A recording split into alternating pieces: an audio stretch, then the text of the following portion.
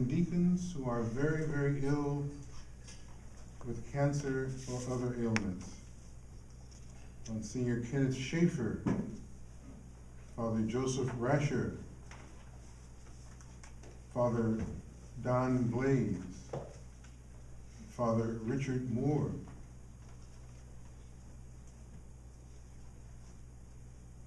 Deacon Michael Rowland,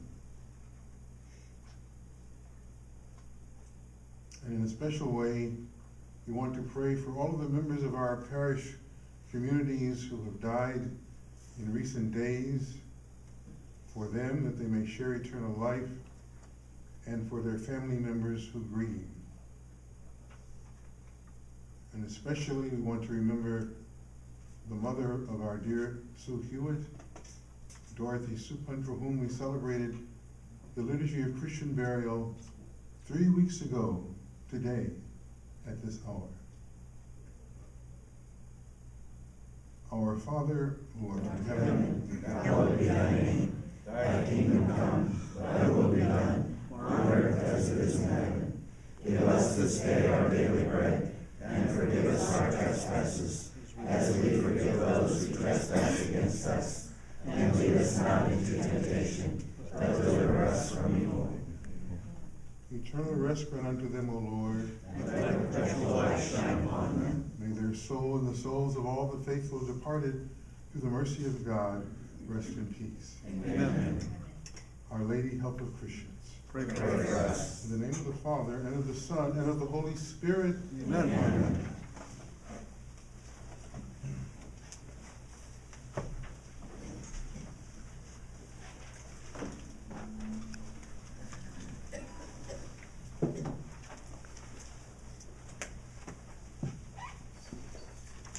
The Catholic Church and the racial divide in the United States.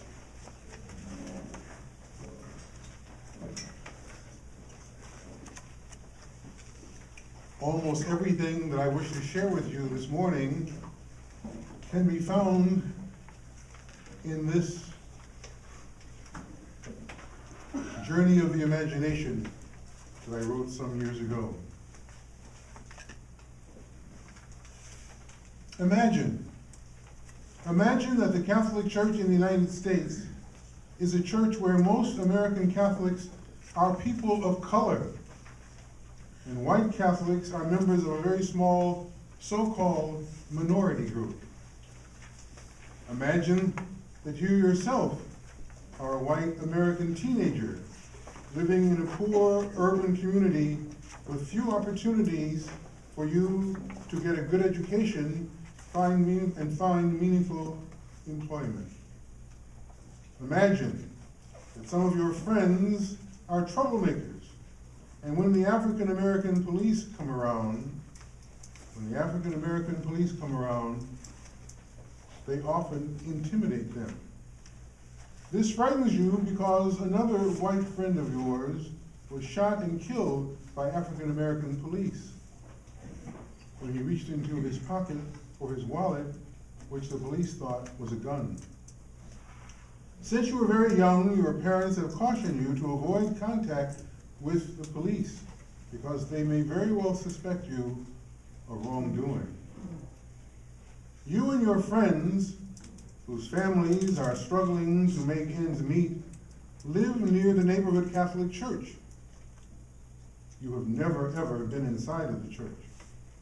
You and your family are not members of the Catholic Church, which some of your relatives call a black racist institution, which traditionally has not shown much interest in inviting white people to join their parishes.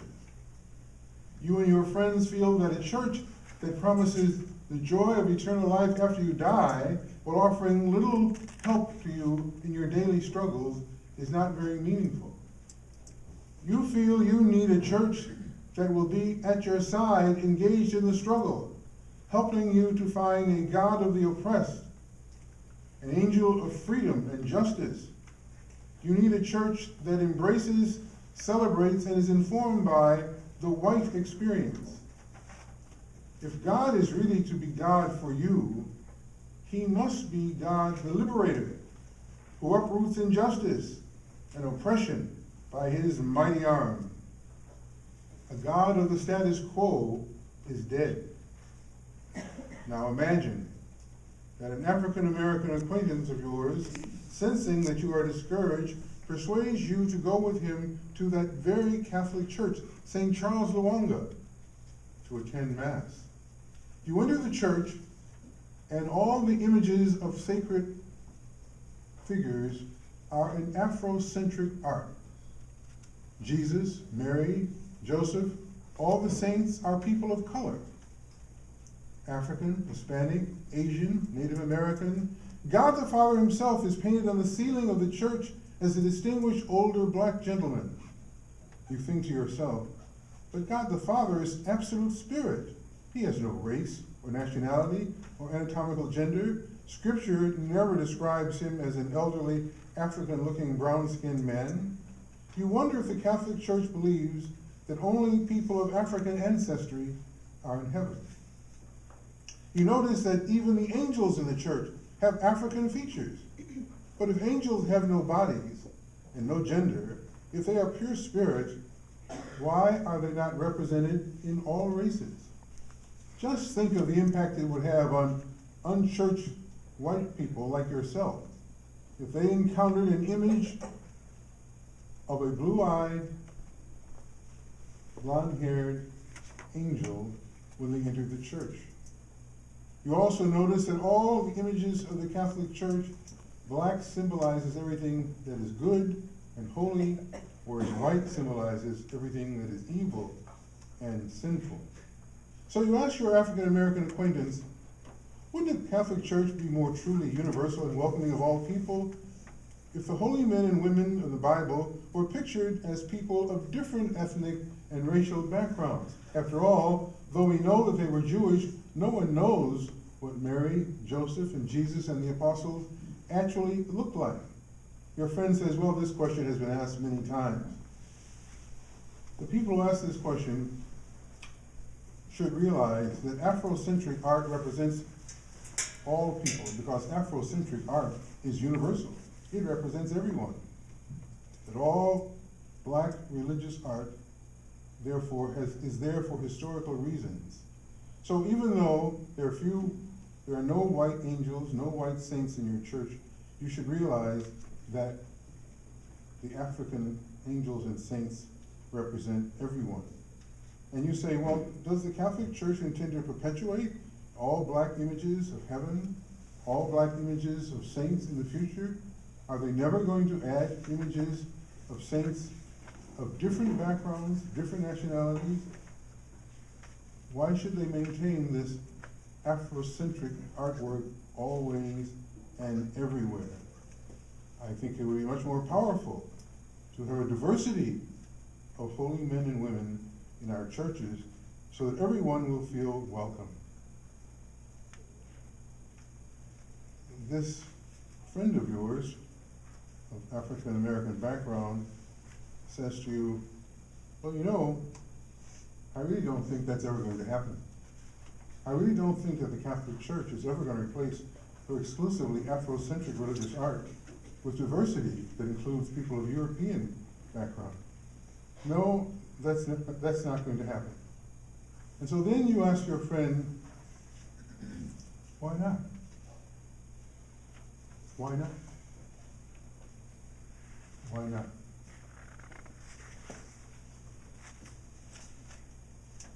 Countee Cullen was a giant of the Harlem Renaissance. He lived from May 30th, 1903 to January 9th, 1946. A very brief life, but his writings are known all over the world.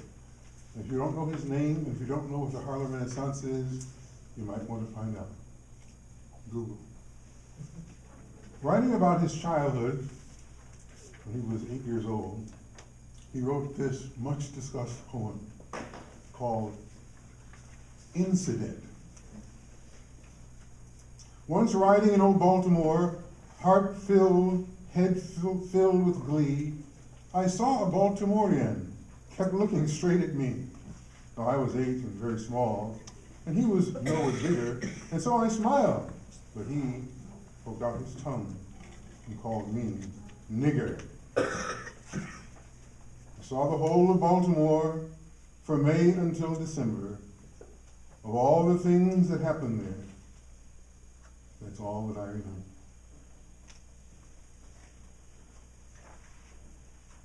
The Catholic Church and the racial divide in the United States. We're now going to begin our discussion. As I said, I wasn't going to do all the talking. You are. I don't know how many of these essays we'll get through. Hopefully all of them, or at least a number of them, because we want you now to take up first the racial divide in the United States from my 2015 essay.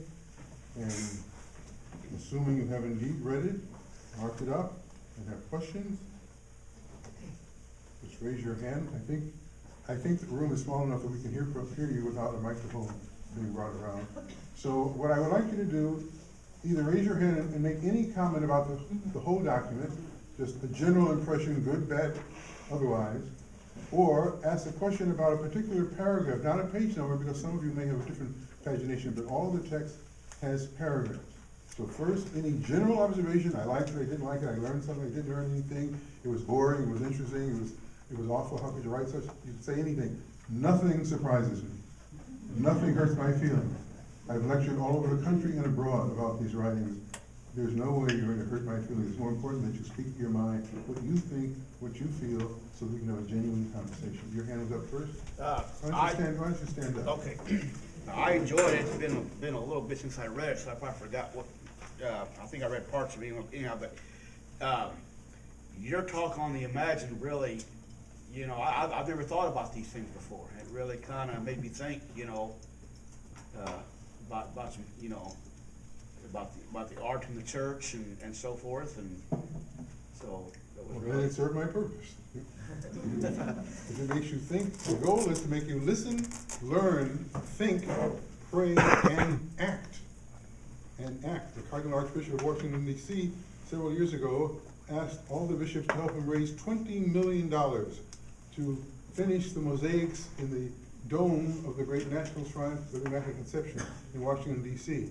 I wrote to the Cardinal Archbishop and said, are you planning to include any images of saints and angels in the great dome of the National Cathedral representing people of color? Alas, alas, Excellency, all the artwork is finished and ready to be done. Nothing like that had been envisioned. But please send me money anyway. Anybody else have a question, a comment? Please. Bishop, I read the article some years ago when you assigned it to the deacons, and participated in some of the discussions. We can't hear. Participated in some of the discussions that you requested occur over this paper. And I would agree with the gentleman. I also, it opened up my eyes to things that I had not thought about. And I did continue learning. And at these discussions, my impression at the discussions, there were two things that really stood out to me all those years ago. There was a woman that was an African-American woman, and she remembers the days when, you know, she would be at school. She went to school, I think, somewhere in Missouri, and she would have her playmates at school. They played together at school, and then she was also aware of it, said it did not bother her that there were parties that she was not invited to because she was not white. That stood out to me as an experience that she had, because it's not something that I'd heard before. The other thing that stood out to me was an African-American younger man that was sitting at my table. And seemed, in my opinion, that he wanted to move backwards, and the black people live here and the white people live there, and we should remain separated. We want to be policed by black police officers, and the whites should be policed by white police officers. Again, it was a shock to me that someone, in my opinion, would want to step back very good observation. Thank you. Try to keep your observations relatively brief and speak loudly. Please. I thought it was interesting about the correlation between the founding of our country and some of our original leaders were slave owners. No Are other way you about it. talking about the racial divide in the United States? I don't think so. That's where it came from. Really? I think you're talking. Sorry. I think you're talking about the Catholic University of America address.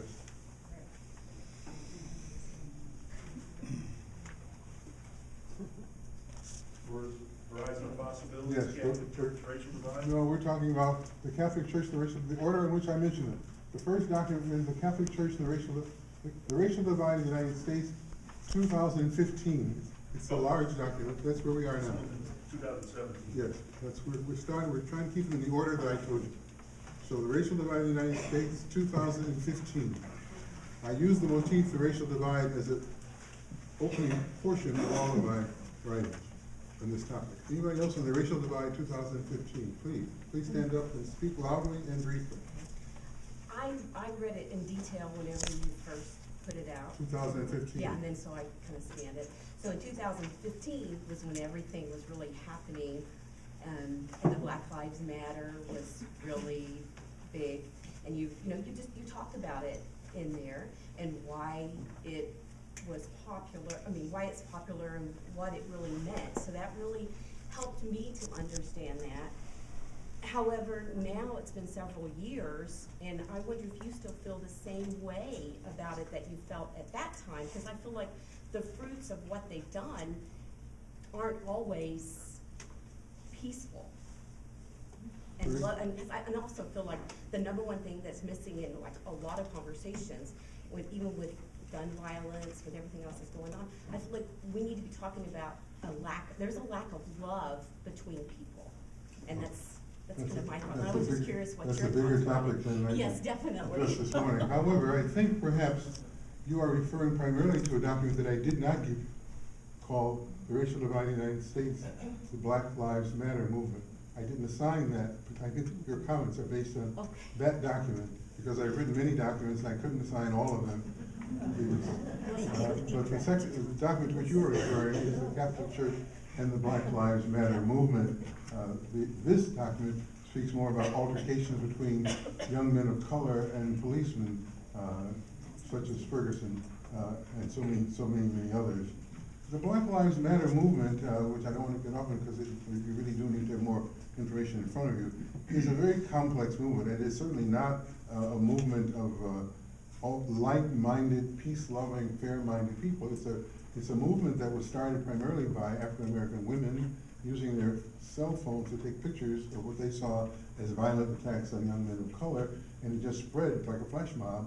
And so now people take pictures of things that are going on, they send it to their friends all over the city and beyond, and as soon as something happens, 50 people are there to see it and sometimes protest it, sometimes non-violently, sometimes violently. So the Black Lives Matter movement is a very diverse movement of devout Christians as well as militant people, people who are influenced by very confrontational theories of social interaction, and including some who are at ease with violence, the destruction of private property and the like. But that is another essay. It's called The Catholic Church and the Black Lives Matter Movement. I wanted to give you a representation of my writings and not to stay on topics, but that's what you're asking about. Anybody else have an observation about this document, 2015, The Racial Divide in the United States? Please. Before getting into talking or reading up on this, several years ago, my sister and I traveled to the state of Virginia for my brother's wedding. We live in a small community. There are no blacks. We would have to drive a half an hour to be around black people. When we went to Catholic church on Sunday morning, it was, as you say, it's a shock to you to walk into an all white. We walked into a basically all black church. And it's a shock to your system. It's not what you're used to seeing. And I had never thought about it in those terms. This is very enlightening to how do my fellow Catholics that are of color or of a different nationality. The only Spanish people I'm around is when I go visit my daughter and we go to Beardstown, which first time she went to Mass there on an Ash Wednesday. Wednesday is Spanish, nothing is in English. So she had no clue what was going on other than to follow along. So we need to open our eyes to our fellow Catholics to make them feel welcome. So maybe we would have Black Catholics in our parishes if we were more welcoming to them. It's very eye-opening. Very good. Well, if you read some of the other documents, you would see the reasons why it's not likely that we will soon have large numbers of African-American Catholics, at least for two reasons. One, people are very happy in their Methodist church or their Baptist church, where they've been for generations. And two, they have long memories. People have long memories of what the church did, including completely supporting the enslavement of free human beings from West Africa and bringing them to the United States and buying and selling them to work for plantations. People have long, long memories. The church was on the wrong side of history. Who else has a question or comment? Yes, sir, in the back. Yeah, I just wanted to say, when you first wrote this, our church, St. Augustine of Hippo, did have a series of sessions actually on this particular paper. And with people from other parishes. Yes, yes. And I will say that this is a good primer for the discussion. But moving forward, like today, it holds up as a primer, but not as so much an action You're right. paper. But I do like that it's a good place to start. But you and those who have these discussions, you must decide on the actions in your concrete neighborhood. I can't specify the action. That's why I always say, listen, learn, think, pray, act. I can't say that in O'Fallon or in East St. Louis or Belleville or in Redbud, you must do this. The people of the community must look around and say, this is what we must do. There was a question over here. Yeah. Well, it wasn't a question. Please stand up. On Thank you. paragraph 51, that people of color were excluded from convents and seminaries. I was shocked. I did not realize that. To this day in some places. I was very surprised. Well, I'm surprised that you're surprised. I didn't. Just as a group of lay people that I met with said they were surprised that they did not know what Jim Crow laws were. They thought there was some person whose name was Jim Crow. They did not know that Jim Crow laws represent the laws enacted in the southern states, especially Alabama, Mississippi, Georgia, and the like, where people of color had to be indoors by sunset. They couldn't walk on the same side of the street with people of European backgrounds, or they had to say ma'am and sir to everybody they passed, and they were simply called uncle or auntie. A whole set of laws that were called Jim Crow laws. And as far as the seminaries are concerned in convents, when I was a seminarian, there was a young man from my diocese who wanted to be a priest even when I was a seminarian, and couldn't get into any religious order seminary, not unlike Augustus Tolton. And there are many religious orders of nuns who until the 1960s did not accept young women of color. We were told to go to the Sisters of the Blessed Sacrament, and the young men who wanted to be priests were told to go to the Josephites or the Divine Word Missionary, and even then they were not welcomed. And the seminaries around the country generally were geared toward young men of a certain background, a certain cultural background, and in some cases they were explicitly told they weren't welcome. In other cases they simply were not treated with the kind of hospitality to make them want to stay. This is not old news. It is as current as this morning's newspaper. So that you didn't know, now you know. Who else has a comment or a question? Please, sir. In paragraphs 14 through 16, you talk about your past experiences that would, and you acknowledge the difficulty in being completely unbiased based on experiences, which I think is good of you to acknowledge. And all of us, even while I read your writings, I'm coming from a bias based on my own experiences. That's the human condition. That said, I thought your writings were very balanced. The question I would have for you is, can you comment on how you feel biased against or discrimination in today's experience for you, either within your flock or within church leadership? Well, the paragraphs which you refer are texts that I did not originally include in this document, because I like to write from a somewhat detached perspective, from a universal viewpoint, not inserting my own thoughts and experience. Only when a good friend of mine who lives in Vermont read the draft said, "But what about this? I remember when this happened to you 20 years ago. What about this?" I know, but I'm not talking about me. I'm talking about the general lay of the land. But he persuaded me to include at least those two instances of walking in a neighborhood or driving in a car with some furniture in the trunk and being stopped by the police, and no one knowing that I was a priest. I wasn't dressed as a member of the clergy, and the way I was treated long before I knew the concept of driving while black or walking while black.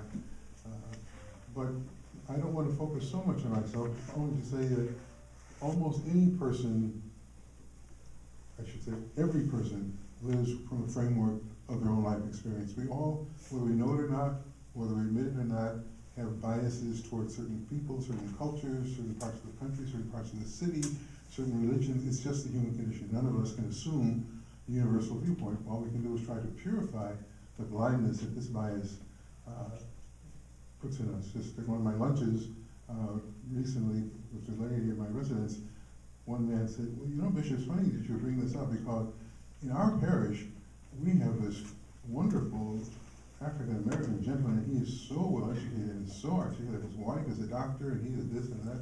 Their home is one of the most beautiful homes in the area. We just think the world of him. We just think he's a great asset, and you can send as many people like that to our parish as you would like. As many people like that, meaning somebody whose wife maybe is a janitress, wouldn't be so welcome. If it wasn't so polished and refined. So that's the human condition. The key is to purify our motive. Jesus says, look at this stake in your own eye before you worry about the speck in someone else's eye. As far as my own experience, I've been a priest for many years, a bishop for many years in St. Louis, as an auxiliary bishop, a priest in Chicago and Lake Charles, as an ordinary here, as an ordinary. There's no question that I have experienced and continue to experience different forms of bias and prejudice and exclusion that's just built into the lay of the land. And the institutional church, while it has made great strides, beginning especially in the 60s and 70s with brothers and sisters to us, a pastoral letter on the sin of racial prejudice in the church, and then most recently our November pastoral letter, Open Wide Your Hearts, trying to move forward on that subject. But when you think of the fact that the Catholic Church did not welcome young men of color in the seminary for long periods of time, and out of the over 300 bishops in the United States, over 300 bishops, you have only 9 African American bishops, and 3 of them are auxiliary bishops. Joseph Perry has been the auxiliary bishop of the Archdiocese of St. Louis, of Chicago, my home archdiocese, for 22 years. An auxiliary is an assistant to the bishop who doesn't govern the diocese. All of the auxiliary bishops who were appointed, when he was appointed, or since he was appointed, all have been moved to dioceses and even to archdioceses. But Joe Perry is still the auxiliary bishop of Chicago. You could say, well, but he's not as qualified as this other one. That may be the case. That may be the case. So I don't want to go into my own personal biography, only to say that the experiences are numerous. Many bishops who are appointed immediately to their own diocese. I was appointed as an auxiliary bishop of St. Louis for 5 years before I was given one of the smallest dioceses in the country. Other bishops are appointed immediately to their own diocese, and usually often a very large diocese. Or someone who may be appointed as an auxiliary bishop of, let's say, diocese X, maybe within 1 year or 2 years, he's appointed to his own diocese that's much larger. And 3 or 4 years later, he's an archdiocese. And 2 or 3 years later, he's an archbishop. It may be just by chance. It may not be. Who else has a question or comment? Sir, in the back, you were standing up earlier. Yes, sir. First, I'd like to compliment you on how you address these controversial topics head on. I attended your Red October Mass, and I appreciate the way you addressed the lawyers and judges. But not on this topic. What? Not on this topic. It wasn't on this topic. No, but I appreciate the fact that you addressed the sexual issues with the church head on with the lawyers and judges, and I thank you for that. And you're touching on a topic that's, I need to point out something. I'm in the law enforcement field, and I read this thing like 4 or 5 times. And I hope you'll appreciate where I'm gonna come from. I live in a small white rural community, and I don't have a whole lot of confrontation with black individuals. I will say this, I own a rental property and I rent to a black gentleman from Centerville. I love him, he's great. With that said, I wanna, if I can push back just a little bit on your comment about the police come around and intimidate you as a suspect. In my experience, I've seen it in reverse. I have a friend who, I didn't experience it, but my friend did, in that he was coming into a little trailer court, and there was a small black child on the street in this trailer court, and the officer got up, helped the little kid get up off the street, and was moving him towards the trailer, when the lady, and then there's a white officer, it's a black child, and a black mother. The black mother comes out and starts yelling and screaming at this little 2 or 3-year-old child, condemning this little boy for even having a conversation with a police officer. So my question to you is, when we address racism in the sense of whites on blacks, how do we address the blacks on whites? And I know that that's gonna be, I hope you'll address that. Well, that question is not new to me. You might have noticed I have not once mentioned the word racism. Okay, Not well, once. I don't know if that's the I correct have not word. once mentioned the word racism, because, please be seated. Because I think using the word racism is pulling out your $100 bill for a $10 issue. There are all kinds of experiences of bias. I don't like those Jewish people. I don't know, their food smells funny. That's bias. I don't like those people from Puerto Rico. They dress funny. That's prejudice. I really don't like those Irish Catholics. They drink too much. That's bias and prejudice. I hate those Muslims. I wish they were all dead. That's racism.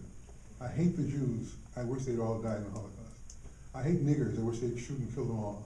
I think the word racism implies deep-seated malice and institutional commitment to harming a whole group. To me, that's racism.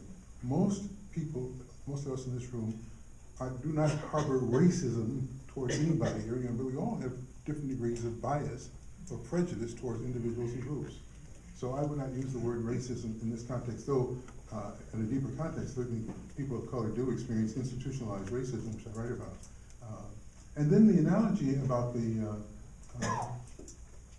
the prejudice towards people of color, and the analogy in my narrative is just an analogy. It doesn't mean to say the opposite doesn't happen. It's just that I'm writing to this issue at this moment.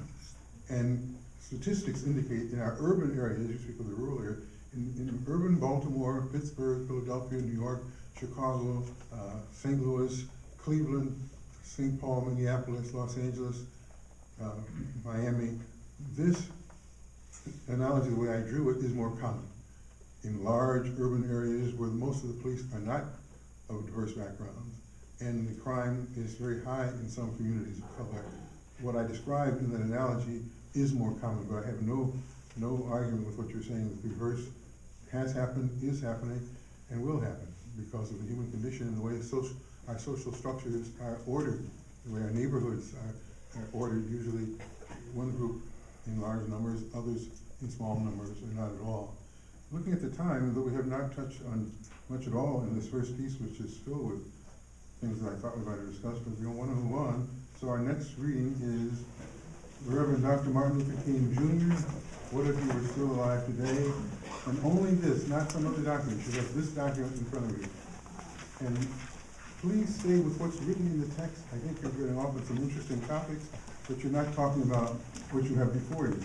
So please, if you have something to comment on a specific paragraph, and ask you a question about a specific paragraph, not as just a general impression, because that's what's gotten us way off the topic. And your comments have all been worthwhile and interesting, but the whole point of giving you something to read is to talk about the text. So make sure it's Dr. Martin Luther King Jr.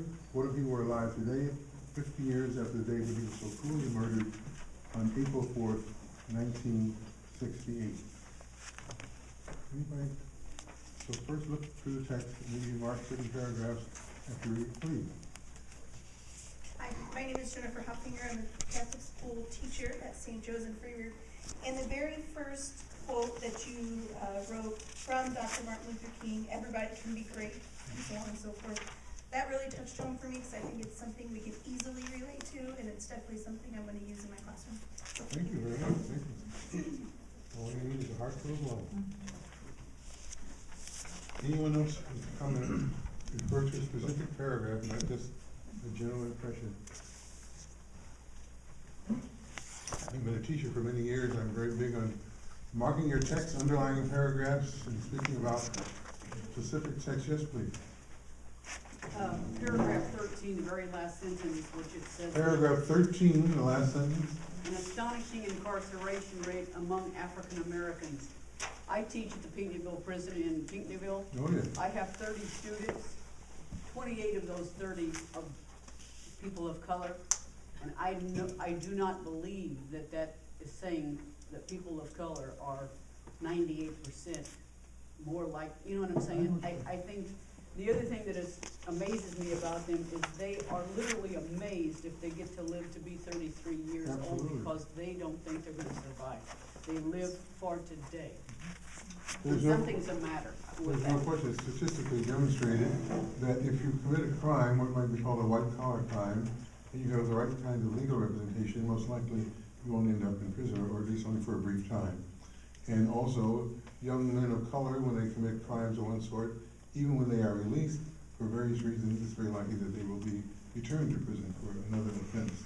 This is one of the most complex questions with our appeal system as to why having enough money for the right kind of lawyer gives you a greater chance of being exempt from prison time. Also, having enough money and the right kind of lawyer gives you a better circumstance even to what type of prison you are sent to for the crimes you have committed. So this is a national reality. Thank you. Anybody else? Paragraph, they want to comment? Yes, please. On paragraph 11. Paragraph 11? Yes.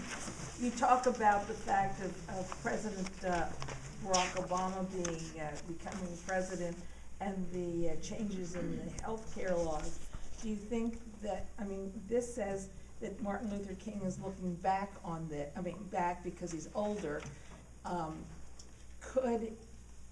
If things had progressed differently and he had not died, is there a possibility that what you're writing here could have happened earlier?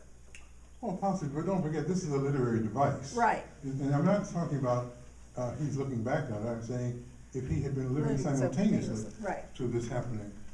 And I just draw this idea from all of his writings that I have read. I don't think he would have been someone who would have naively canonized President Obama as the greatest person who ever lived or as a perfect person. He was a critic of anybody who he thought was not walking the path of justice.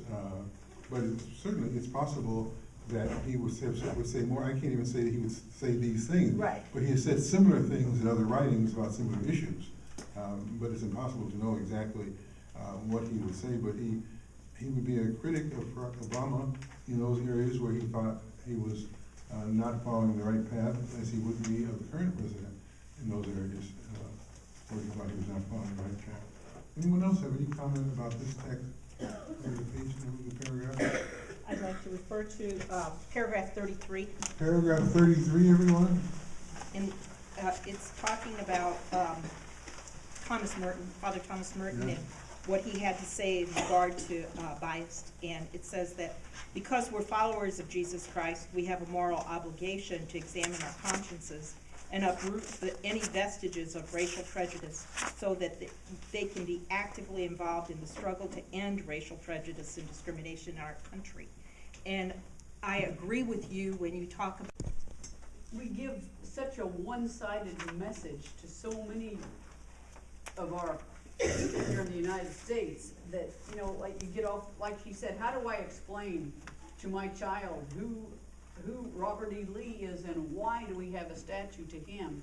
And yet we're not recognizing all the people who gave their lives.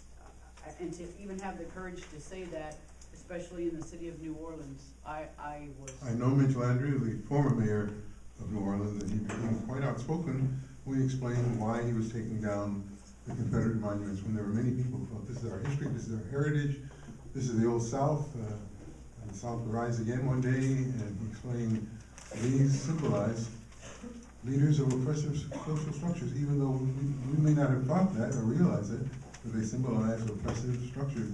And we have no monuments to those who were actually oppressed or murdered, lynched, no monuments to them. So Mitch Landry was prophetic. Let's hear from people we have not heard from yet. Anybody has a comment about the text that we have not heard from? This is the document I referred to earlier. Actually, paragraph 47. Paragraph 47. Bullet number 5, about how Georgetown University recognized that they were in the wrong a long time ago when they're trying to make reparations with apologies, which could never be enough, obviously, but at least they're recognizing that, hey, we messed up, we want to make this, try and make this right, we're working on it, so. I don't think a lot of us realize that a lot of our forefathers, like I said, were slave owners, and it came out in this article. And we're just now admitting that, you know, things need to change. So that's what I got out of it. Well, you're referring to the text where I mentioned my friend, Dr. DeGioia, the president of Georgetown University, the first layman to be the president of this traditional Jesuit university. And when he became aware of the fact that the Jesuit priests owned enslaved free human beings and sold several hundred of them to families in Louisiana to build some of the key buildings at the university, he decided that he had to find the descendants of these people who were so abused and meet them and go and visit them and listen to them, provide scholarships for their children and their children's children, have in-service for the faculty at the university, not one day, but for weeks and weeks and weeks, to have lectures throughout the Washington, D.C. area to inform people of the evil practice of enslaving free human beings. And he took that phrase from a conversation with me, by the way. He kept saying, well, we have to make them know all about that we had slaves doing this. I said, don't say slaves. They were free people. You can't own another person. These are enslaved, free human beings. And so he began to use the expression enslaved, free human beings, which is what I do. And John Carroll, the first Bishop of Baltimore, owned enslaved, free human beings. And many other prominent Catholic leaders owned enslaved free human beings, including Chief Justice of the Supreme Court, Roger Taney, who was a Catholic. He owned enslaved free human beings. He wrote the terrible, terrible decision, and the Dred Scott decision, that people who were enslaved free human beings had no standing before the court, and that they were no different than your cow, your dog, your barn. They had no status because they were not human beings. Now, when you studied history growing up and studied about the Catholic Church, I bet you didn't read a chapter on the Catholic Church and enslaving free human beings. If you went to a Catholic school, you never heard of it. Roger Taney, the Chief Justice of the Supreme Court, the first Catholic to be Chief Justice, owned enslaved free human beings and wrote that awful, awful decision. So one of the first things we must do in order to contribute to resolution of these deep-seated issues is to get information. We have to learn, listen, learn, think, pray, and act. We have such it's so difficult for us to break open our minds and consciousness to learn what we do not know about different topics. I see Sue has come back into the room. She's been with me at meetings of my own staff at the Chancery, where I've lectured on many different topics: theology, scripture, Mariology, the Vatican, the papacy, and the racial divide. And she's often commented on how much the people in the group, when they would leave and go back to their office, would say, I didn't know that. I didn't know that either. Well, I didn't know that. I didn't know that. And the question is, well, why didn't we know it?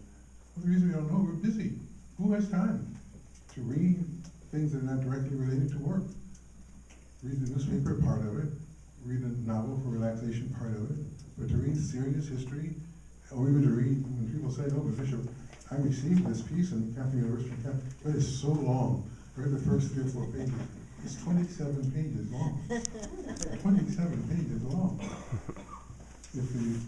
If the lottery winning numbers were in here someplace, I bet you would read it. And so it's true that in this summary of hundreds of pages of material, you learn things that you did not know. Listen, learn, think, pray, and act. Let's hear from who we have not heard from. Anybody we have not heard from? Yes, in the back. Yeah. Number 4. Paragraph 4.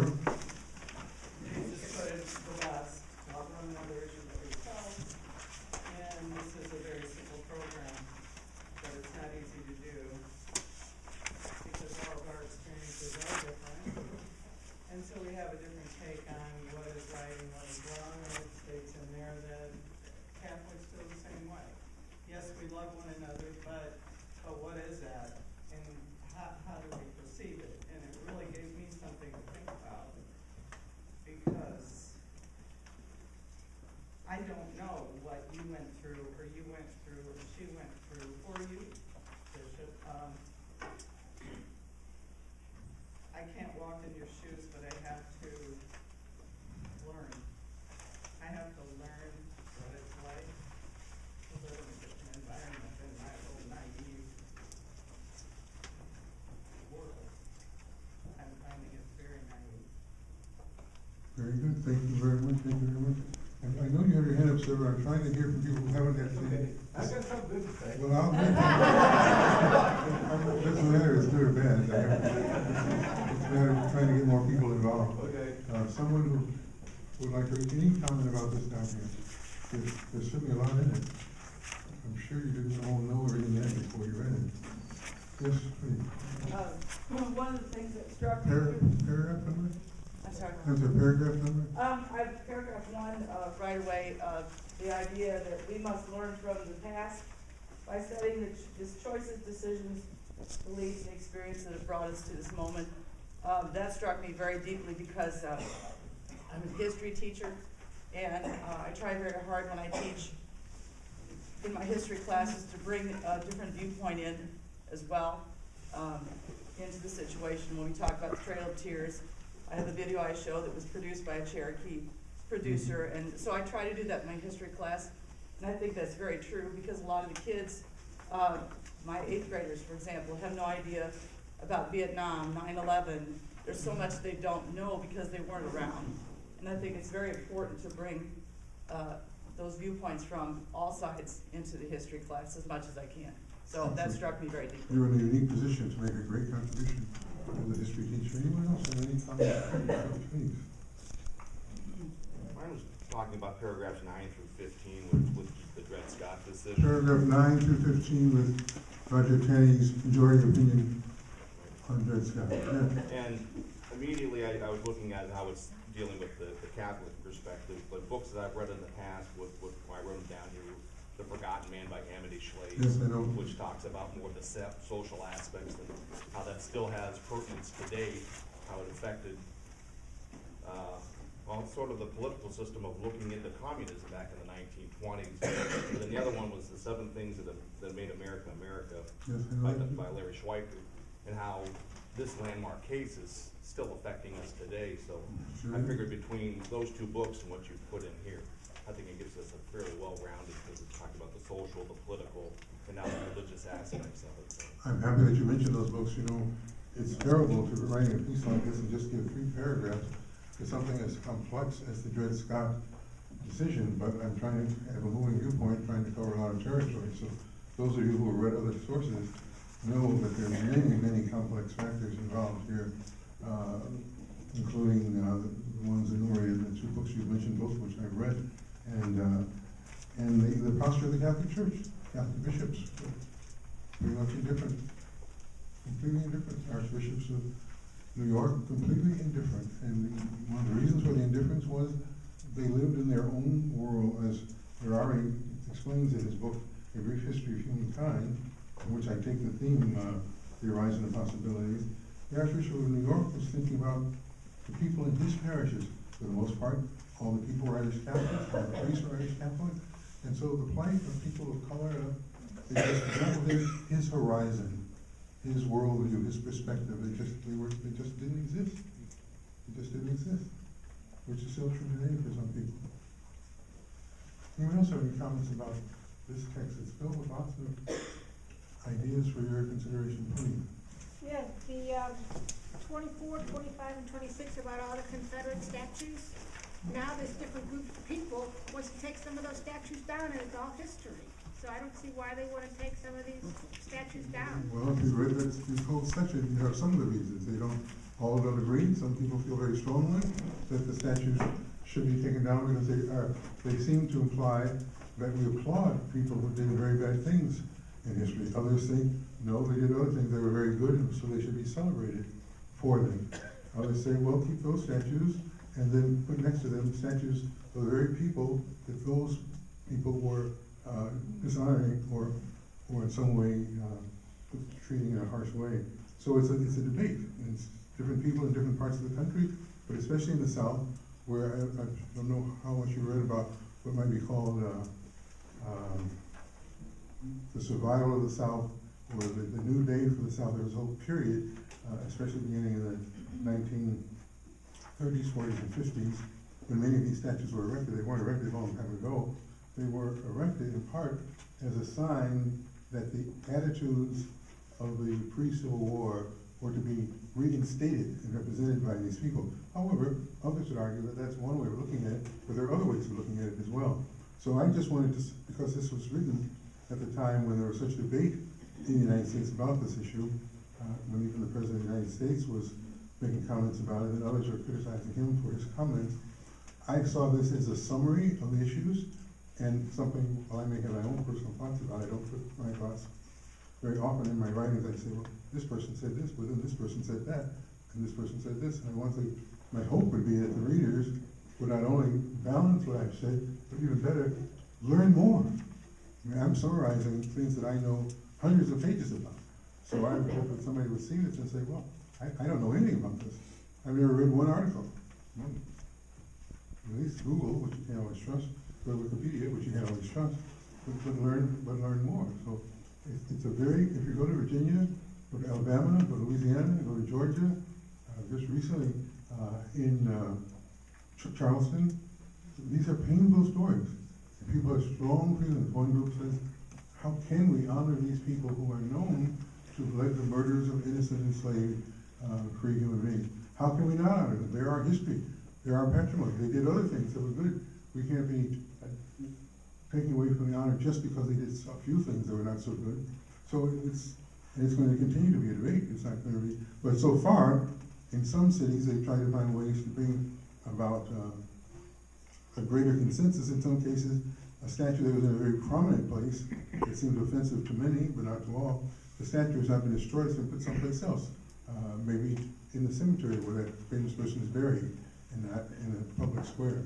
So you cannot get, on something as controversial as this, you're not going to get a consensus. I mean, after all, we don't think about it, but as much as we honor Abraham Lincoln, and we do, and rightly so, people falsely say he freed the slaves when he really didn't. He led the Civil War, and the key issue in the Civil War was slavery. He did pen the Emancipation Proclamation for political reasons. He didn't really free the slaves if you do more research on it, but he himself thought that people of African origins certainly had no standing next to people of European background. And his own solution to the social damage done by enslaving free human beings was simply to gather all the people of African descent and send them to Africa. That was his solution. He had no vision of an integrated society. He had no vision of a just American society. His vision was, there's a problem, gather them all up, put them on a boat, send them back where we got them from. Not as enlightened a point of view as we sometimes think of when we speak about Abraham Lincoln. Now that takes nothing away from his vision compared to many others. He was much more enlightened than many of his contemporaries. No question about that. No question about that. Well, we must move on to the next document, We Too Sing America. We Too Soon America, the Catholic Church, and the Museum of African American History and Culture. I wrote this on my way back, most of it, from a meeting of the bishops of the United States in Baltimore, and have had 2 days to visit this wonderful museum, which I've been looking forward to for years. And in 2 days, from morning to night, I still didn't get to see everything. I've been back several times. It's considered to be one of the most beautiful buildings to be added to the mall. It's so different from all the other buildings. It's also a museum that has so many visitors that you have to sign up days in advance to get a ticket. There's no charge. It's open to the public free of charge. But it's such an unusual architectural exhibit, and there's so much diversity in it, from the worst things about enslaving free human beings to all the cultural things about the great African American athletes and entertainers. I urge people to go to the museum and see it for themselves, but I know many people from this diocese who have said they went to Washington and they knew something, that I said something somewhere about a museum. Well, we had to go to this, we had to go to that, there just wasn't any time to see the museum. Alas, alack. So this is an overview of a monumental, complex, amazing, and informative museum which many of you, no, probably most of you, may never ever see. Any questions or comments about this text? Again, the text has numbers, so please refer to the text by the paragraph number.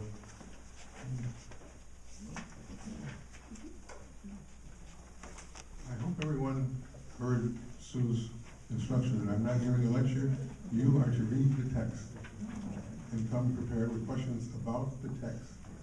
Let's see if we hear from somebody from whom we have not yet heard. Please, somebody we have not heard. Please. Bishop, I'm sorry, I want to go back to that last document on page, paragraph 34, if I may, where you talk about taking down Robert Lee statues, and then about Thomas Jefferson, where does it end? And it shouldn't end, because I'm a teacher, I got to thinking about that and researching Thomas Jefferson, and discovered a great book that's recently been written for young adults called Jefferson's Sons, Founding Fathers' Secret Children. And I've added it to my classroom library and started discussing it with my students.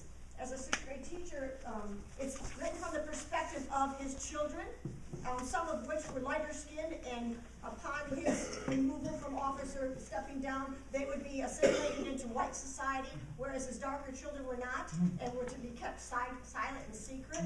And so I really enjoy your comments of enslaved-free human beings, and I've started to use that in my curriculum. Trying to change that just perspective. And we just recently studied Barbara Posey, who was a woman who did all the sit-ins, young teenager. And the children talked about, Mrs. Ernest, they said, if we're supposed to not see racial profiling, why do we then talk about people of color? And I said, well, when I walk into this classroom, I can say, well, I have 5 redheaded students, and I'm profiling them or distinguishing them just because they look different. And it's hard to try to explain to children, how do you distinguish how to not see color? Because that's what so many students are being taught. Don't see people as color, see them as human beings, which is what we should do. But yet then we speak of people of color. And so it's a dilemma for me, and I don't know really how to address it. Well, it is a dilemma, and first of all, you should begin with, we are all human beings. Indeed, yes. Just like I never use the term non-Catholics. I speak of the Catholics and our sisters and brothers of other traditions, Lutherans, Methodists, Presbyterians, Baptists. After all, they don't call us non-Baptists or non-Presbyterians or non-Lutherans. So I never use the term non. We're all human beings. But we're human beings living in history. And we're living in a history in which one part of the population are, for the most part, descendants of free human beings captured from West Africa and brought here to work the plantations in the South. So they were enslaved, free human beings. And even though there are people like Thomas Jefferson who had children by the women of this population, they are still noticeable in the population because of the different racial characteristics. And so we use the term as people of color because it's a particular part of the population that continues to suffer precisely because they were brought here as people of color. That's why it was thought that they could work the plantations in the heat of the sugarcane and the cotton and the tobacco plantations, because the native people, the Native American people who were first used, began to show distress. They couldn't stand the heat, and someone had the idea, and actually it was a Dominican priest, a bishop, that maybe these people from Africa, they could stand the heat more. And he brought one of the first boatloads over to work the tobacco plantation. So you have to help the students. It's not easy to understand their historical reasons why. On the one hand, we want to see everybody as free human beings, but at the same time, people of color didn't come here through Ellis Island and Statue of Liberty. They came here through the Middle Passage in the midst of enslaved free human beings. So it is a sensitive question, but there are ways of explaining. Let's go back now to We Too Sing America. And now you should have had a chance to find a paragraph that you've read and there's some thoughts about. Anybody new? So I call in, what I do when I'm in my classroom, I start calling in people. There's a silent majority here. Anybody who has not spoken, who wants to take advantage of this chance to share their thoughts, because we're going to end at 12 o'clock, no matter what. No matter what. So if you have a bright idea at 1 minute to 12, I'm not going to be that interested in it. We have not heard from at all. Anybody that we have not heard from. Okay. Well, I was looking at paragraph 23. Paragraph 23. And when I read this, I had to go back and reread it, and then I talked to my husband going, who does not understand this? The fact that you heard people saying that must be Harriet Tubman's Underground Railroad, and they were looking at an actual railroad car. I'm going, who does not know that? That's not more than half of the people in the United States. And probably more than that. I just was surprised about it. We won't take a poll, but I wouldn't be surprised if 1 or 2 people here did not know that. Most people don't know that. No, there are people walking around saying, oh, that's the Underground Railroad.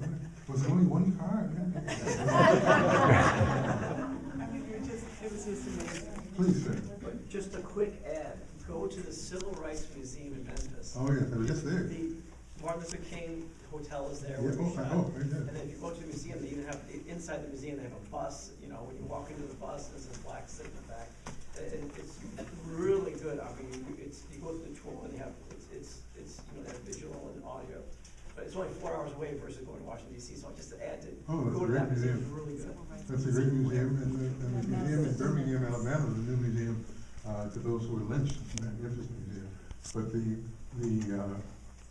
hotel that Dr. King stayed in on the day that he was murdered has been turned into an incredibly informative, though painful museum. But don't think most people know that the Underground Railroad is actually a transport system, but not a physical transport system for enslaved human beings. Anybody else have a comment about the text? About the text, yes, please. In paragraph 18. Paragraph 18.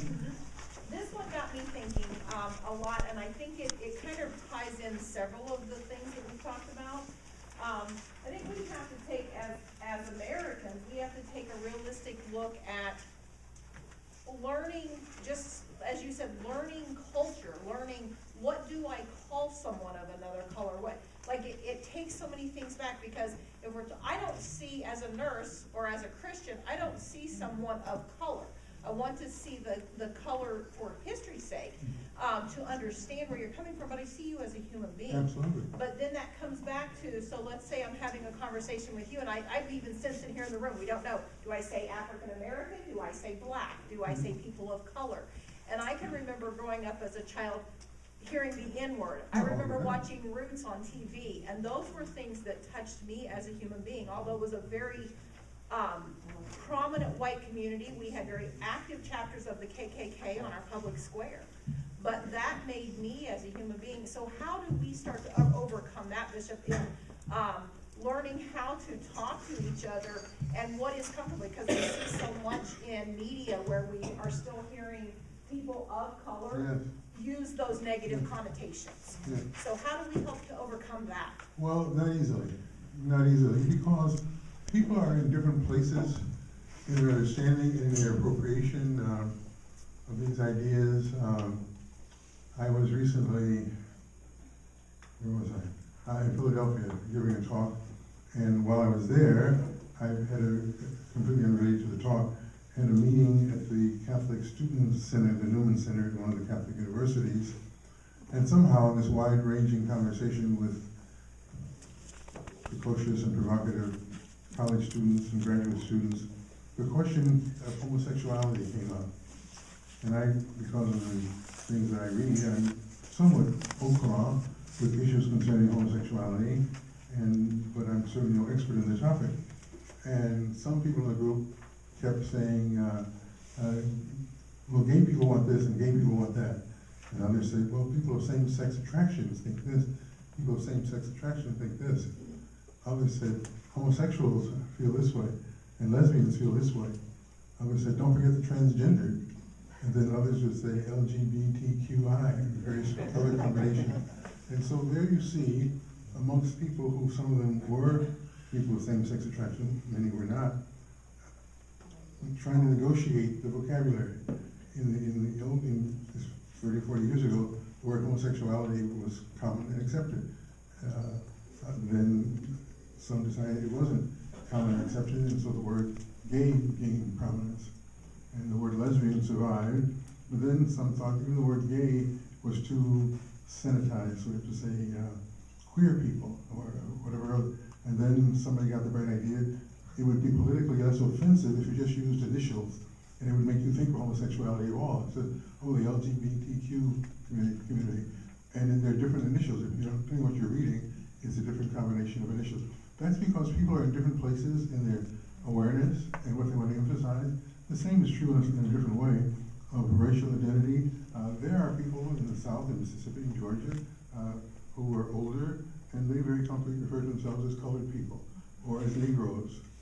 Without being embarrassed, that's what they grew up as, that's what they want to call themselves. That's politically acceptable.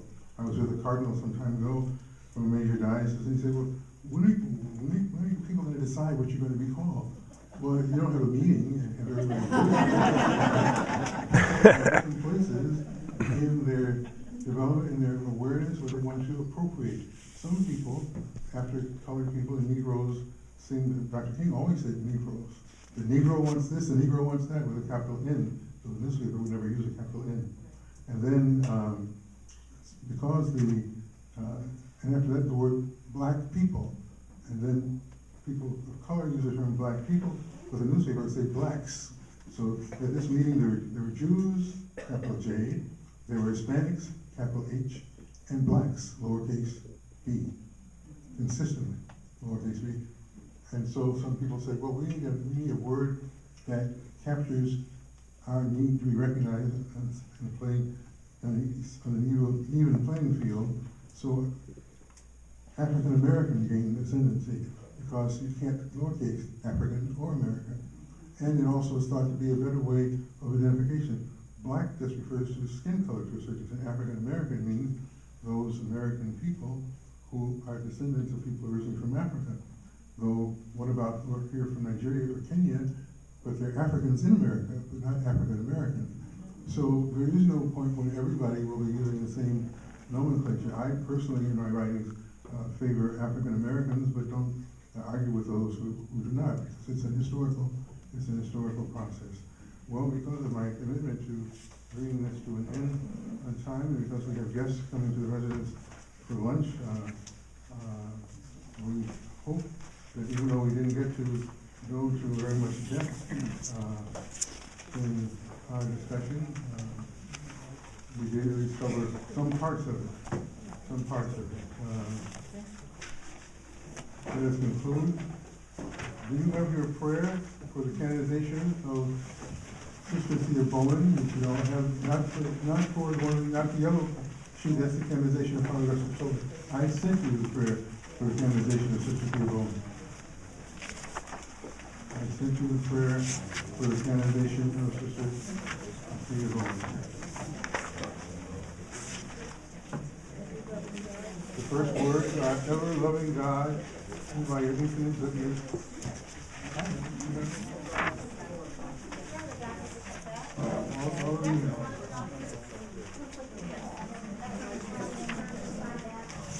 Ever-loving God, you know that prayer? Yes.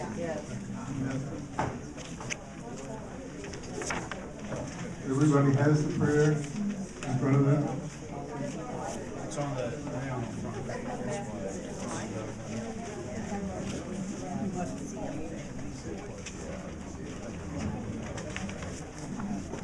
So before we pray that prayer for the canonization of dear Thea, who I knew very well, one of my dearest friends, a wonderful lady. I spoke to her on the phone the night before she died.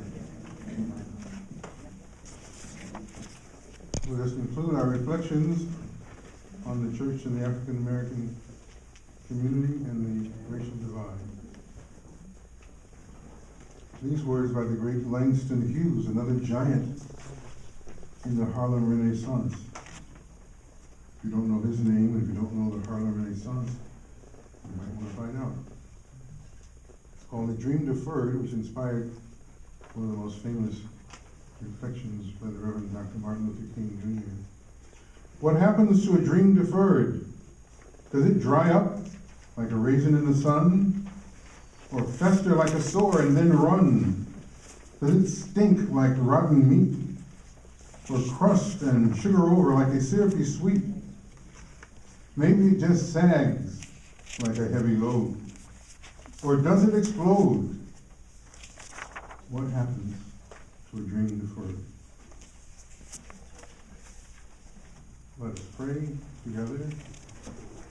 Ever-loving God, who by your infinite goodness, inflame the heart of your servant and religious Sister Thea Bowman, with an ardent love for you and your people, the church, a love expressed through her humble spirit, her deep and abiding faith, dedicated teaching, exuberant singing, and unwavering witnessing of the joy of the gospel.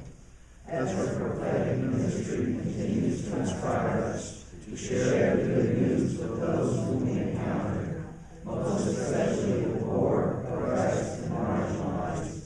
May Sister Thea's life and legacy compel us to walk together, to pray together, and to remain together as missionary disciples, ushering in new evangelizations of the church of love.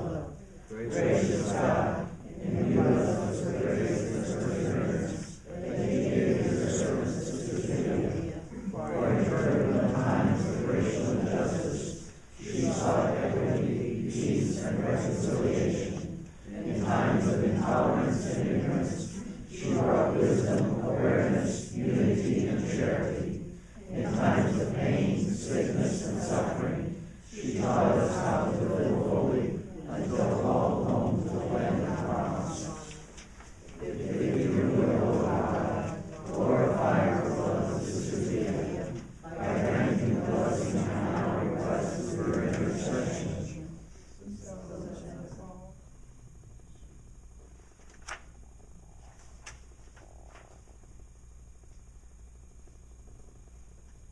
So that all may know the riches and holiness, and may imitate her love for you and your church. We ask this through your Son, our Savior, Jesus Christ. Amen. So we ask you to continue to think on these things. Do not throw these pages away. Read them and reread them, or read them for the first time. Share them with your children and your children's children, your friends and your neighbors. These are issues that we will be thinking about, praying about, and discussing for generations. The great evil of the racial divide in the United States is born of centuries of hatred. It may only be healed by centuries of love. Whatever, please listen, learn, think, pray, and act. Do not decide to do nothing. Do not decide to do nothing. Everybody can do something. So I leave you with the words of the old spiritual. God gave Noah the rainbow sign. No more warnings. The fire next time. Thank you. The Lord be with you. And with your spirit. Bow Bow your heads and pray for God's blessing. How we need to do more than just pray. We need to actually act as Catholics to change this sense of bias that's in everybody, but to move forward in our church. And it got me to thinking, what can we do as a diocese? And I came up with two suggestions. And one suggestion is, I look at our Catholic Messenger, except for when you write articles in the Messenger, it's rare that we see any African American people contributing as writers to the Messenger. And I would hope that that could be something that could be, could change in the future. That we would act, I think it's important that we learn to, like by reading sometimes authors who are Catholic and who are African American, that helps that bias to change. And I also, my second thought was that as a diocese, I would love it if our Catholic schools had more African American teachers. Because when kids have role models that are of a different color than they are, it makes the world a difference to those children. Two excellent suggestions. Thank you. Thank you very much. The Messenger is a small, struggling newspaper, as you surely know. The enrollment, the registration, the subscriptions continue to decline. We don't know for sure if the Messenger will be able to survive in the coming years, unfortunately. The people who write for the Messenger often contribute their writings with small or little charge, because they know how limited our resources are. Christopher Orlett has made an effort to get people of color to write articles for the Messenger, but the pool of potential writers isn't that large. One, it has to be someone who likes to write and knows how to write. Somebody who's willing to write on a topic, for example, a person of color writing about something other than race would be a very good thing, who's willing to write. And someone who has the time to write in a timely manner. So if you contact someone in November, would you be able to write something for the February issues dealing with African American History Month? Or if you didn't want it to be that way, you contact someone in January and say, would you be able to write anything you want to for our special issue that's going to come out in April or May? It's not a very large pool, especially if you would prefer, though not exclusively, a person to be a Catholic. The number of active Catholics, period, in this diocese has gone down, down, down over the last 30 years. Those who actually show up in church, that we know who they are. And the number of African American Catholics has almost been confined, but not exclusively, to St. Augustine's Parish in East St. Louis. We have a small pool of Africans in America who are Catholics from Nigeria or Kenya or Uganda, but they would be uninclined to write things about the church in the United States. So we have made an effort. We need to make more of an effort, but the pool is small. The same is true with our faculty. Our elementary schools and our secondary schools are so important, though their enrollment continues to drop. We are not in a position to pay competitive salaries. Whether you are a fourth grade teacher, an eighth grade teacher, a sophomore, junior in our high school, we're not able to pay what the secular community can pay. And so men and women of color who are teachers and who are taking care of a family, if they can choose between a Catholic school, which may pay them this many $1,000s a year, and a public school, which may pay them $6,000, $8,000 or $10,000 more, usually they choose that. That's not the only factor, but that is a factor. It is a factor. And then geography. People like to take jobs that are relatively close to where they live. Relatively close to where they live. And of course, our Catholic schools, like most of our schools, are in neighborhoods that are pretty well separated by racial backgrounds because the real estate practices that are long-standing.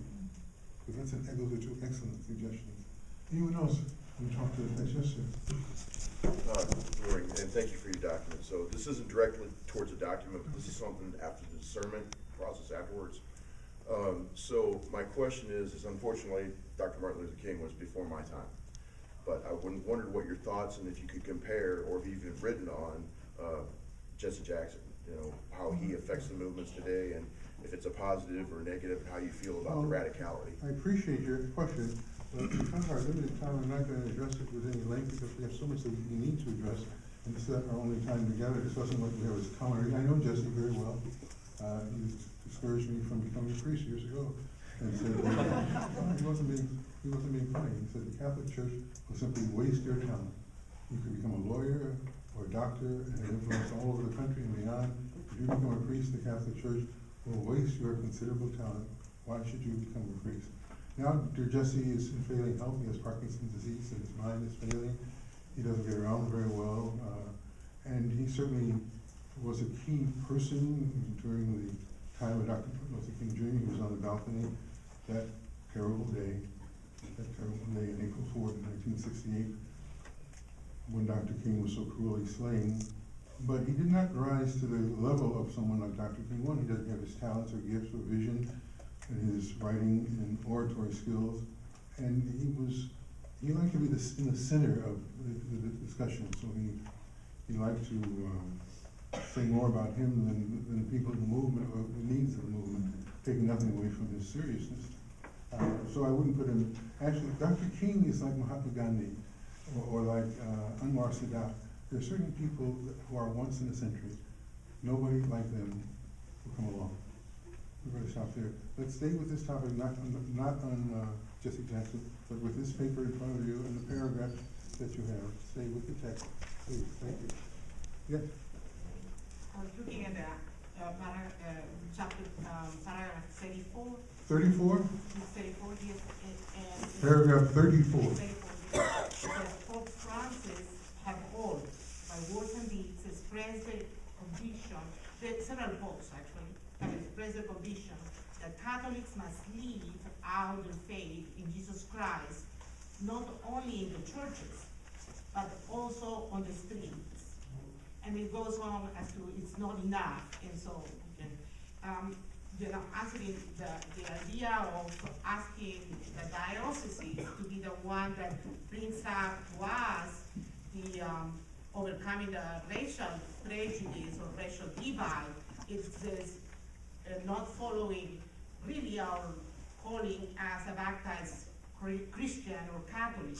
Because if we are, then individually we should be able to say, I'm sitting here and I'm gonna be able to do peace with a person that is not well dressed, that is black, or does not speak my language. So, because that is what we're called to. The first, in the Acts of the Apostles, at the beginning, they were all hiding, they were all together, but they were able to go from house to house to feed people that were hungry, because they heard that somebody was hungry. And they were able to go and try to evangelize other people that they didn't know Christ. So, and they were individually. They didn't have the dioceses. They had their own belief and faith that Jesus was the one that they wanted to follow. And if we want to follow him, we better stop it. When we hear somebody say rapists, drug dealers, we should say no, because there's a number of others that are lawyers, carpenters, agricultures. They give me my apple, and that is the kind of thing that we have as individuals say. And sometimes we may look at a black guy that is a robber or something, and we cannot always think that man is probably the son of a lady, or the husband of another person, or the father of a child. Where is that child gonna be? So I'm not telling you not to put them in prison, or not to send them to jail, or do things like that. But we have to always look at the mother that wanted to pick up her child and say, hey, don't talk to that police. I've seen police do things in other countries. I'm talking about that, the soldiers or things like that. And they are afraid. They're really afraid of a police. Thank you very much. That's one of the key, that's the key passage in this essay. Dr. King is really Reverend Dr. King, so let's always remember he is an ordained Baptist minister. Everything he did and wrote is born out of his love for God and Jesus Christ. He was not a social activist or political activist, but a Christian minister who was prompted to get on the streets of Birmingham and the rest of the country precisely because he personally appropriated the gospel. We Catholics have a tendency to be followers of Christ for 1 hour on Sunday. And we come late, we leave early, we put in a few dollars, we receive communion, and leave after communion. That is not what Jesus means. If you want to be perfect, take what you have and give to the poor, take up your cross and follow me, love God with your whole being, love your neighbor as yourself. In most Catholic churches, you can, from one Catholic to the next, there's lots of space. We don't even sit next to one another. We sit as far away as we can in our own little personal private space. We have no desire to be, as a community, even in the liturgy, the one great Eucharistic banquet, the banquet of the people of God, we still want to be by ourselves. Christ calls us into the communion of saints, the communion, gathered together as one. So if we don't live the Eucharist as one, we're not likely to live at home or at work or in school or in our place of business, aware of the need to treat every other person with dignity. When Jesus says, love your neighbor as yourself, he's serious. He's serious. And it's not easy though. It's not easy. If you are with your family at Christmas dinner and a relative or a friend begins spouting horrible things about people who are alcoholics or people who have had an abortion or people who have same-sex attraction or people who come from other countries like Mexico or South America or wherever, saying really unkind, mean, harsh, judgmental things. Most of us might not reinforce those. Yeah, I agree with you. But we won't say anything to that person. We won't say, this is really wrong. We're all Christians here. We're all Catholics here. We should not be talking about our sisters and brothers in Christ in this way. While visiting our Catholic schools, some of you may know, I visit almost every classroom of our high schools and elementary schools in the first part of the school year. It's a wonderful thing to do, and most bishops don't do it, but I think it's very worthwhile. And one of our high school students said, when I visited after Thanksgiving, she said, well, you know, when we had Thanksgiving dinner, one of my relatives at the Thanksgiving dinner table was saying all these awful things about how much he dislikes African American people. And he started scolding me for even using the word African American and used a very negative expression to refer to people. And this young lady, sophomore in high school, said, and because of your talk, Bishop, I said with my family at the table, Uncle so-and-so, I don't think what you're saying is right. That's wrong. You cannot generalize about all people of any group, religion, or background. You cannot generalize about people. You need to meet each individual as a person, the way Jesus taught us. And the uncle said to the young lady's father, Charlie, you gonna let her talk to me like that? And the father was very embarrassed. He was head down and didn't say anything. And so the mother said, well, only thing I regret is that we didn't talk to you like that. Because you shouldn't be saying those things to our children, and we don't like to hear those things either. We were just too shy and too embarrassed to say anything. That's the beginning of living the gospel. Well, time is getting away from us, so while we've not even touched the surface of this document, which is unlike anything else, by the way, I'm constantly receiving invitations to speak on this document because no one has looked at the life of Dr. King from this perspective. Now we take on a more complex essay. This is derived from a major address that I gave at the Catholic University of America, which is in Washington, D.C., and owned by the bishops of the United States. The only university in this country that the bishops themselves own the university, and the Archbishop of Washington, D.C. is the chairman of the board. And it's called The Horizon of Possibilities, the Catholic Church and the Racial Divide in the United States, Old Wounds Revisited. And of course, as you probably know, The Horizon of Possibility is a theme drawn from a book written by Yuval Noah Harari called Sapiens, A Brief History of Humankind. A very thought-provoking, kind of flawed book. He brings up the ideas of how we all have different horizons through which we see the world. So we cover a lot of territory in this very brief essay. It's only 27 pages long, but I've learned that for some people, 27 pages is like being Gone with the Wind. That's only 27 pages. I assure you that's not long.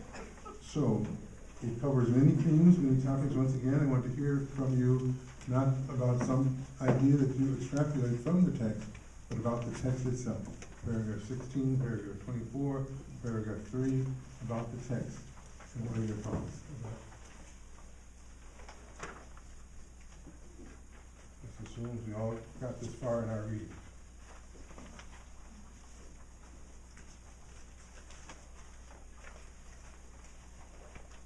A profound silence. I'm sure Sue told you this would be a discussion of the text. I thought, Sue, are you here? I thought you were here. This is the discussion of the text, not a lecture by the bishop. Yes. Paragraph number 42. Paragraph 42. Talks about Father William Atchison, that's how you say it. Father William Atchison, yes. Yes, about, you know, as a young Catholic, I guess he, They're saying you can't be heard. Does this microphone move?